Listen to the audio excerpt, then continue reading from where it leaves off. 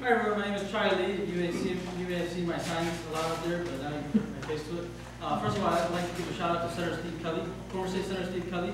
It's public individuals like himself that inspired me in public service. When I was a young high school student, he drew me into his Youth Advisory Council in the Senate Education Committee, and such volunteering work inspired a young immigrant man like me to want to continue my education past high school. I am a proud St. Paul Public Schools product, and I went off to Carleton College. I could not have done it without the strong public library system that we have. I could not have done it without the strong public school system that we have here in St. Paul and on the east side.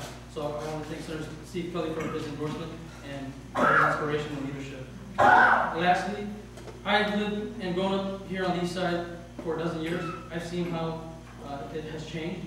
I see the public safety situation deteriorate. I'm a big guy myself, but sometimes certain parts of the neighborhood I myself fear walking into at night. And also, we must work hard to maintain our infrastructure here on the east side and throughout the state with an environmental conscious mind. And also, we must work very, very hard to bring and welcome economic development here to the east side and to fix the foreclosure crisis so that we don't have blighted neighborhoods, so that businesses want to come live here. Businesses want to come and conduct business here. Young families want to come and raise their children here. And older folks want to come and retire here. But I can't do this alone. I need your support. Please vote Charlie on August 10th. Together, let's move Minnesota forward. Together, let's make Minnesota an education leader again.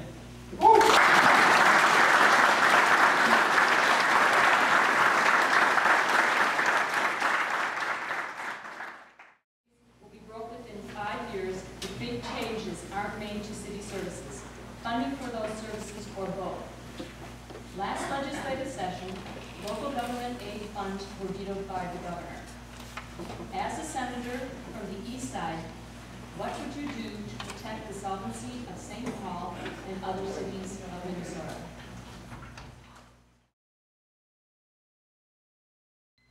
I think the report speaks to the fact that Governor Valenti for the past 8 years has had his priorities in the wrong place.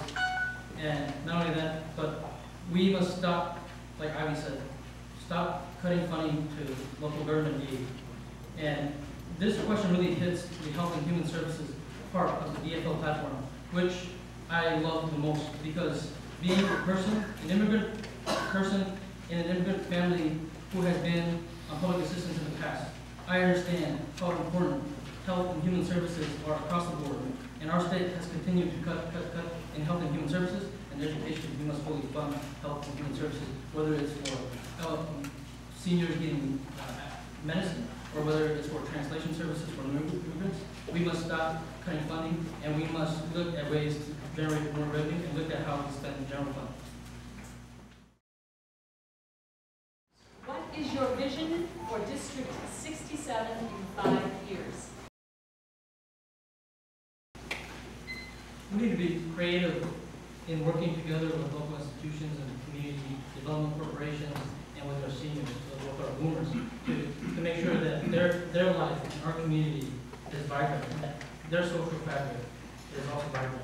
For example, I'm sure there are many boomers who have great talents, great skills, great working life experience that are willing and able to give back to the community and teach a young person a trade or a skill. We need to facilitate that with our rec centers. That's why infrastructure and education are at the top of my platform, because we've seen the good work that the Phelan Corridor has done to the east side. It revitalized that neighborhood and brought in small and big corporations and businesses.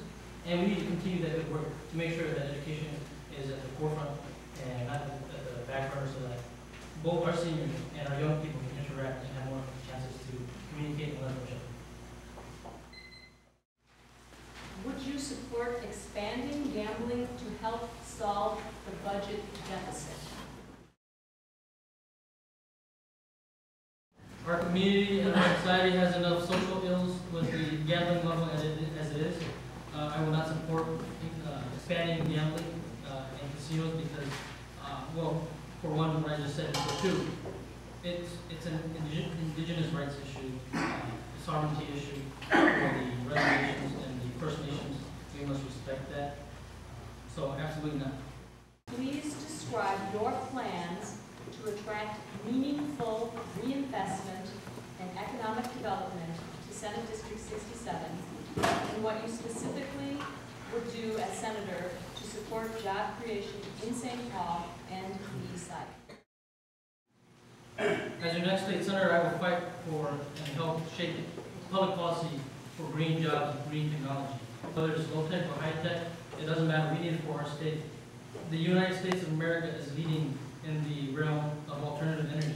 It should not take 26 miners' lives and 11 oilmen lives in the Gulf Coast to tell us that here in this country and on the east side, there's no reason why we should not look to a post-fossil fuel world. We need green jobs on the east side. We had great opportunities for wind farms already, and we need to continue to be creative. Let's look at retrofitting old, drafty buildings. That'll create jobs, and that'll make sure our infrastructure is worthy of the 21st century. What is the most important skill our new senator must have to accomplish the needed changes for our community? Because I currently work for Mayor Chris Coleman in the capacity of constituent service representative as well. And I think to add on to what Avi said as well, I'd like to add diplomacy. The ability to get along and work together well with others, build coalitions to foster and maintain good relationships at all levels of state, federal, local institutions, whether that's working with the mayor of St. Paul or working with county law enforcement officials. I think that skill of diplomacy and social networking is important. I'm here to support Chai Lee for State Senate and Senate District 67 because he'll be the kind of young leader that this district needs and that will serve all of us well in the State Senate. He has the energy, the brains, the judgment to do a great job for everybody here in Senate District 67. So I hope that all of you on August 10th will go out and vote for Chai Lee. I'll take the one where we smile. Don't close our eyes. Okay, thank you. You guys have a good night. Thank you. All right. Thanks again. I really